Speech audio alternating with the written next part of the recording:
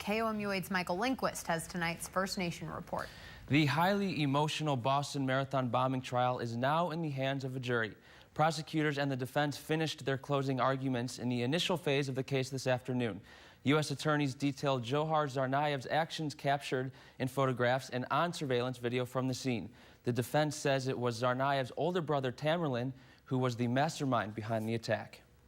The New York Times is reporting 4 U.S. contractors involved in the 2007 Blackwater scandal in Iraq are now facing long prison sentences. One former Blackwater security contractor received a life sentence, while 3 others were given 30-year sentences for killing unarmed Iraqi civilians in 2007.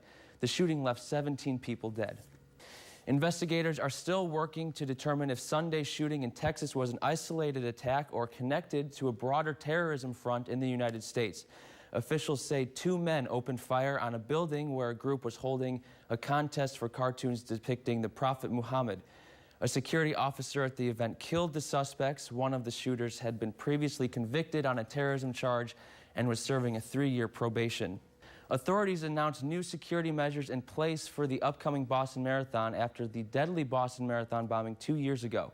Spectators are asked to avoid bringing backpacks, large bags, and coolers to the event. New this year, authorities now prohibit the use of drones anywhere near or on the course.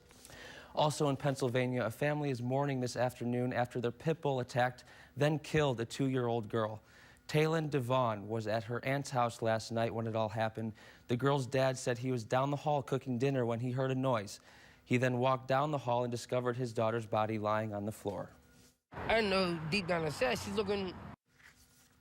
The dog is currently in quarantine at a nearby kennel. Police are searching for the named suspect in today's deadly shooting at a North Carolina community college.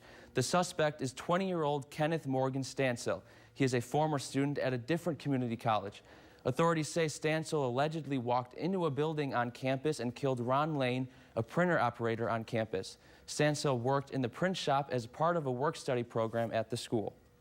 The mayor of Baltimore is vowing that the city will come back even stronger after riots and looting destroyed parts of the city last week. Mayor Stephanie Rawlings Blake delivered prescription drugs to seniors earlier today who lost access to pharmacies, which were looted during the unrest that followed the death of Freddie Gray. 6 police officers who were involved in Gray's arrest were charged on Friday in connection with Gray's death. 2 new candidates have joined the 2016 presidential campaign in the last 2 days. Today, Senator Marco Rubio announced he is running for president.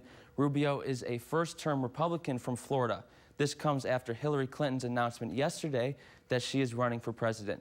Clinton already started campaigning in Iowa today after her announcement. Lawyers for former New England Patriots star Aaron Hernandez called their first witness in his murder trial this morning.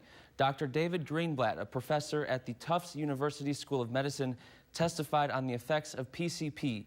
Dr. Greenblatt's testimony is being used to prove that Hernandez's friends were PCP users who may be responsible for the death of Odin Lloyd. People under the influence of the drug can go into a psychosis and lead to episodes of violence. And that's your first look around the nation.